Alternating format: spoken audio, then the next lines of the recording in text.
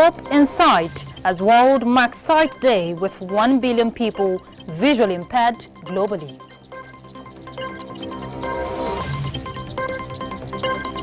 First female Director General of World Trade Organization set to emerge after 25 years of existence.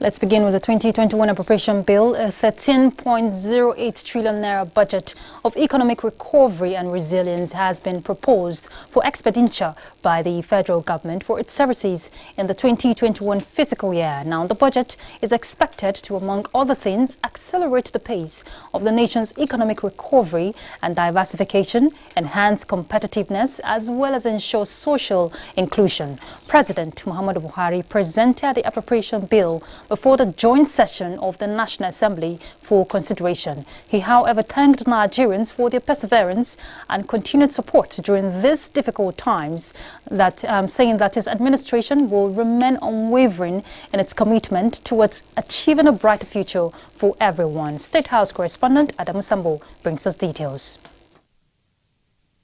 The 2021 budget presentation is coming barely 2 days after the joint executive and legislative retreat in Abuja, where participants resolved to sustain their genuine collaborative efforts at enhancing good governance and effective service delivery to Nigerians.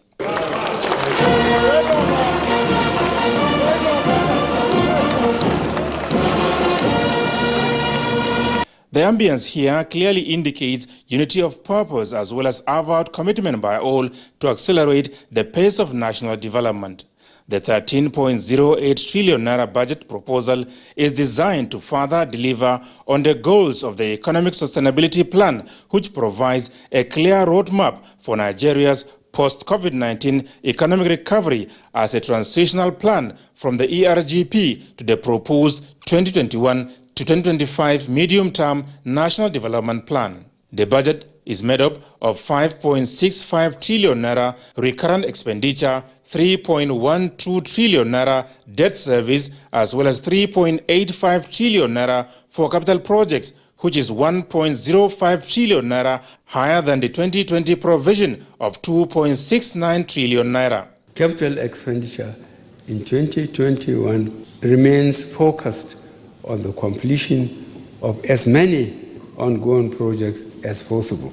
We have also made efforts to ensure equity in the distribution of projects and programs in the proposed budget. I will be providing the National Assembly a list of some of the most critical projects which we must work collectively to ensure they receive adequate funding.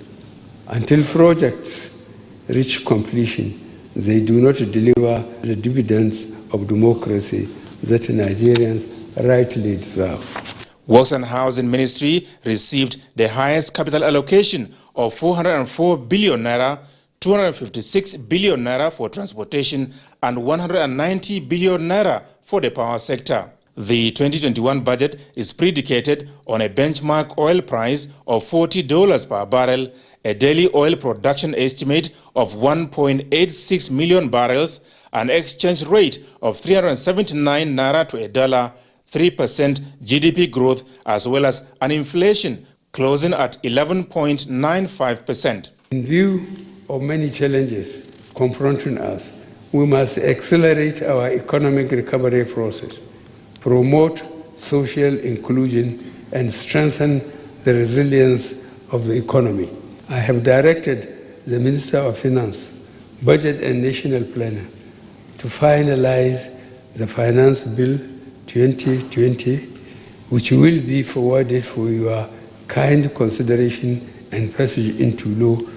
The Finance Bill is to support the realization of our 2021 revenue projections, adopt appropriate counter-cyclical fiscal policies, and enhance the efficiency of fiscal incentives. As the government proposes, the budget is to be funded by 7.86 trillion naira oil and non-oil revenues as well as grants and aids, while a deficit of 5.2 trillion naira will be financed mainly by new borrowings, privatization process, and drawdowns on multilateral and bilateral loans secured for specific projects and programs. Let me emphasize that revenue generation remains our major challenge. Nevertheless, government is determined to tackle the persistent problems with domestic resource mobilization, as there is a limit to deficit financing through borrowing. The time has come for us to maintain a healthy balance between meeting our growing expenditure commitments and our long-term public financial health. President Muhammadu Buhari noted with pride that progress has been made on several fronts with key policies, programs and projects in critical priority areas delivered by government. The 2021 budget was prepared amidst a challenging global and domestic environment due to the persistent headwinds from the coronavirus pandemic. However, we are working assiduously to ensure a rapid recovery in 2021. It is my sincere hope that the National Assembly will pass this bill into law early enough to enable implementation by 1st January 2021. And to enhance good governance, the President said the nation's anti-corruption agencies have been strengthened to perform more effectively, while emergent cases of insecurity and insurgency are being addressed with innovative approaches towards ridding the country of bandits, kidnappers, and criminal behavior. In Abuja, Adamu Sambu, NTA News. Well, the National Assembly on its part has pledged expeditious consideration and passage of the 2021 appropriation bill of 13.08 trillion naira presented to a joint session of the National Assembly by President Muhammadu Buhari this Thursday. It is in tandem with the commitment of ensuring continuity of the January to December budget cycle. National Assembly correspondent Lami Ali reports that the laying of the document is in fulfillment of constitutional provisions. The leadership of the bicameral legislature, in keeping with the resolve of partnership and cooperation with the executive in the economic sustainability and growth plan, diversification and social inclusion, considered the budget as critical. It noted and commended the proactive stance of the federal government in the fiscal estimate, which took into cognizance the economic and other indices due to the coronavirus pandemic. While acknowledging the diligence in the allocation of resources for developments, the National Assembly pointed to the need for governments to plug leakages and find additional sources of revenue. President of the Senate, Ahmed Lawan, reiterated that nation building in the interest of all citizens remains a priority for the 9th National Assembly, stressing that the budget, when effectively implemented, will energize the economy and improve the lives of citizens, which is why the National Assembly will not compromise on checks and balances. As we are about to begin another fiscal plan, we shall be influenced by the desire to consolidate on our gains coming from the hardness of the pandemic and on the urgency of sustaining our diversification programs, not only because of the unpredictable nature of oil revenue, but because of recent uncertainties arising from the coronavirus. The National Assembly is again ready to pass the 2021 budget before the end of the year, by the grace of God. The Speaker, House of Representatives Femi Gbajabiamila, gave a reminder on events in the most part of 2020, which indeed proved the world as a single global community, with each part dependent on the other, and hopes the 2021 financial projection captured this reality. We also promised to pass a budget that reflected our priorities: healthcare, education, public infrastructure, and the development of an economy that is less dependent on fossil fuel and gives to all Nigerians the ability to achieve their dreams, equal to their effort and commitment. The President, during the presentation of the budget estimate, appreciated the harmonious relationship between the two arms of government. The second reading of the 2021 appropriation bill is slated for next week to pave way for MDAs to appear before relevant committees for Budget Defense. From the National Assembly, Lami Ali, NTA News.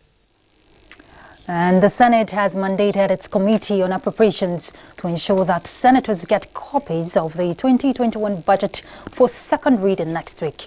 President of the Senate, Ahmad Lawan, announced this shortly after the budget was presented by President Muhammadu Buhari.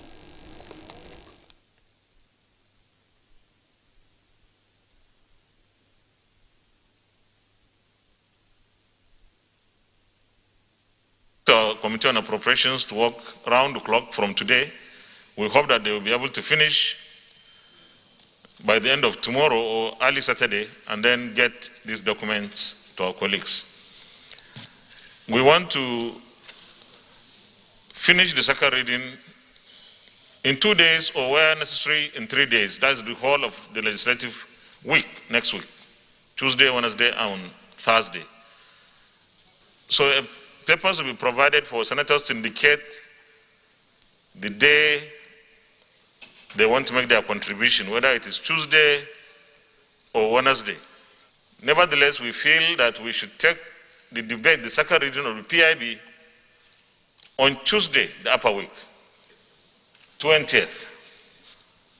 So while we are working on the budget, they can be doing some side work, at least to keep the work on the PIB a little bit warm. The totality of the Nigerian budget goes to benefit all Nigerians, irrespective of wherever you come from. If the power sector works, if infrastructure sector works, it works to the credit of all of us at the National Assembly and the Executive. Now, away from the appropriation bill, 2 women, one from Africa, the other Asia, advanced to the final round to become the next Director General of World Trade Organization as the body predicts 9.2% fall in world trade in 2020. Adebola Brooksland Sunday brings us details. The 2 finalists are Nigeria's former Finance Minister Ngozi Okonjo-Iweala and South Korean Trade Minister Yoo Moo-hee. 164 members of the organization gave their preferences to streamline the candidates down to 2 in the race, which began with 8 contestants. By early November, a winner will be selected. The winner will replace Brazilian Roberto Azevedo, who stepped down at the end of August, a year earlier than expected. The 25-year-old trade body has never had a female leader or one from Africa. I would love it if it were me, because I think I'm qualified to lead and I have all the attributes. My whole career at the World Bank, I was working on trade policy reform in middle and low-income countries at the bank. As finance minister, the customs service in my country reported to me, and that's all about trade facilitation. In another development, the body says world merchandise trade is expected to fall by 9.2% in 2020, followed by a 7.2% rise in 2021, and warned that any recovery could be disrupted by the effect of the ravaging pandemic. A resurgence of COVID-19 requiring new lockdowns could reduce global GDP growth by 2 to 3 percentage points. Deputy Director General Yi Jianhun said the impact of the crisis on trade differed dramatically across regions. Adebola Brooksland Sunday, NTA News.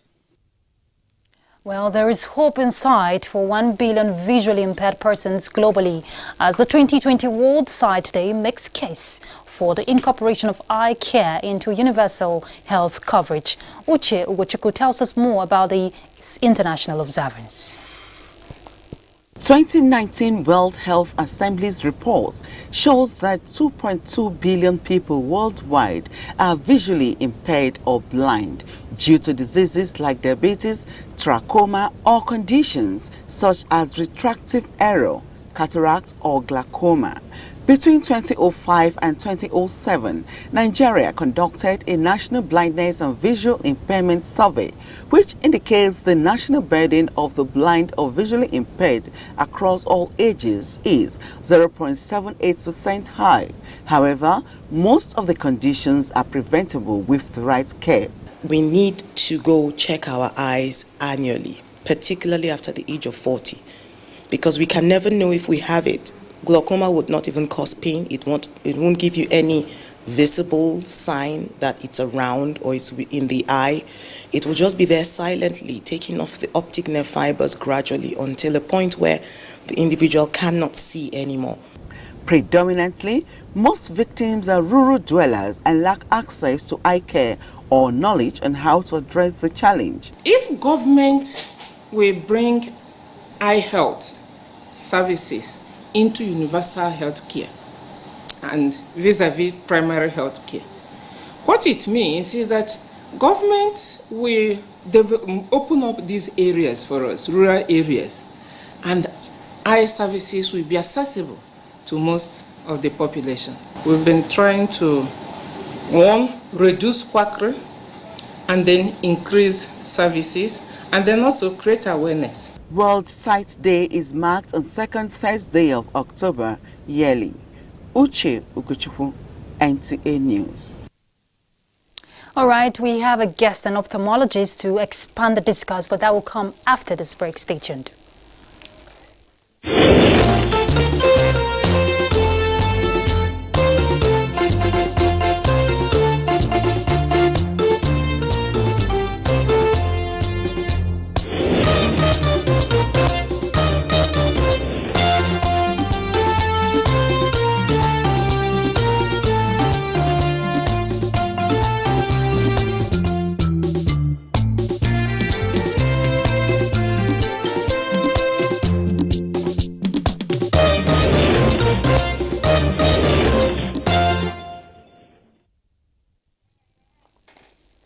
All right, thanks for staying tuned. So let's make welcome Dr. Godfrey Okolo-John Paul of 2C Chanray Eye Foundation Hospital here in Abuja. Thank you very much for joining us, Doctor.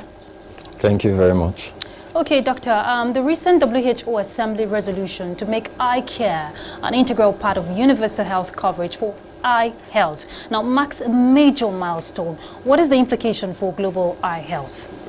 Well, we know that a majority of the blind are situated in the rural areas, in the low-income countries. Actually, about 89% of the blind people worldwide are situated in the low-income earning countries, in the rural areas. So making policy by the WHO for these areas, we actually cover up for majority of these people that are affected by blindness or visual impairment. Thank you. Okay, but you know, it is estimated that about 1 million people globally cannot see well because they don't have access to glasses. From what you're saying, rural communities in Nigeria are also affected. But how can this be addressed? Yes, it can be addressed. Well, we know that today is the World Sight Day. Yes. The World Sight Day actually was established by the WHO and the International Agency for Prevention of Blindness. And as said earlier in this segment, is a day that is celebrated on the second Thursdays of the month of October every year. So one of the major aims for the establishment of this day was to try to draw attention of the world to blindness and visual impairment, and also to try to create awareness and to commit and involve government agencies, health ministers, head of governments to try to contribute funds that will help in implementing policies that would cater for these blind among our communities. Thank you. Okay, beyond the policies, what about in terms of assessment? You know, a lot of them, especially those in the rural community, don't have access to glasses. What kind of support can there be given? Yes, now there are non-governmental organizations that exist even right now in the country. Example is the 2C Chanray Foundation, of which I'm part of. Okay. It's a foundation that was established by the Chanray family. And I will encourage other NGOs to come up to also try to emulate the policies of this good foundation. The Tulsi Channel Foundation has come up to try to reach out to these individuals who are blind, visually impaired, and cannot have access to adequate eye examinations and intervention. It's a 54-bed hospital that is large, situated in the center of Abuja, and caters for the needs of these blind. Weekly, we organize community outreaches to these rural areas. We go and we try to reach out to the poorest of the poor individuals who do not have hope. If you remember, the theme for this World Sight Day is Hope in Sight. Yes. So the Tulsi Channel Foundation Hospital have been established to try to bring hope to these individuals who appear not to have any hope at all. All right, thank you very much, Dr. John Paul. We must commend your efforts and all those out there who are supporting people who need this support. Thank you. Thank you very much. All right, let's look at electoral matters. The Independent National Electoral Commission has distributed sensitive election materials to the 18 local government areas of Ondo State for Saturday's election. Doris Alumoko reports. From air security surveillance to ground policing, the security personnel were on ground to forestall any eventuality as INEC officials distributed sensitive election materials to electoral officers of each of the 18 local government areas of Ondo State. The materials, according to INEC, contain customized ballot papers for each of the local government areas to resist manipulation. The result sheet runs down from ECNA polling unit result sheet, which is customized to that unit, and the EC8B registration result sheet for collation at the registration, customized to that registration area as well. As a matter of fact, one key thing that they just discussed with us is about the signature of the REC from EC8B and from EC86, and that one is being done by REC now right away, and that's what really happened in Edo State.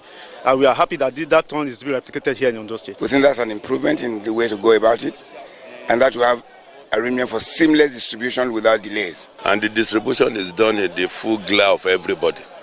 Nothing is tampered with. I think they are doing very, very well. The materials are being moved to each of the 18 local government areas for the election. Akure, NTA News.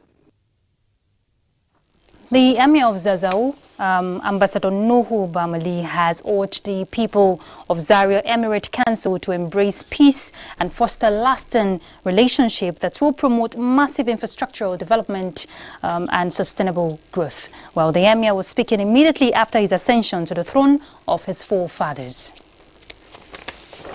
The late Emir did excellently well in the last 45 years. And my appeal to everybody now is to support me and also the Emirate Council so that we can all, come together as one entity and then move forward.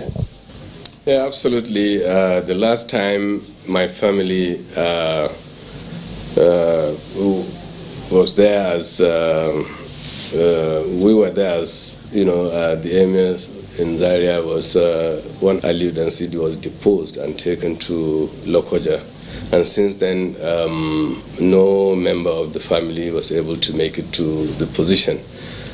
We're one family because, for me personally, I am, all the families. Every dynasty, mother, came from that family. So I see them as one family. And then for the Kazanawa dynasty, I'm married to, the daughter of the late Emir. So I don't see them, any different from my own, immediate family. So to come together because we are one. And I don't want any division. The late Emir tried very much in that regard. And I want to build on the foundation he has already laid. So I have requested quite a number of them, to please come, and I'm going to reach out to all the contenders, to see how we can all, close our differences, close our, gaps, and then, move together. Ambassador Bamali is the second emir from the royal house of Malawa after 100 years of the family rulership of the Zazzau Emirate. And President Muhammadu Buhari has approved the renewal of appointment of Dr. Faisal Shuaib as the Executive Director of the National Primary Health Care Development Agency for a second term of 4 years. In a later dated signed by the Secretary to the Government of the Federation, Boss Mustafa, indicates that the reappointment is with effect from the 10th of January 2021. Dr. Faisal, a medical doctor and public health specialist, was before his first appointment in January 2017 a senior program officer at the Bill and Melinda Gates Foundation at Seattle, USA. Mr. President congratulated Dr. Faisal on his reappointment and wished him the very best in his second term. And talking sports, Super Eagles technical advisor Gennett Rowe says the team is ready for Friday's international friendly in Austria, as Tamara Abiwe tells us more.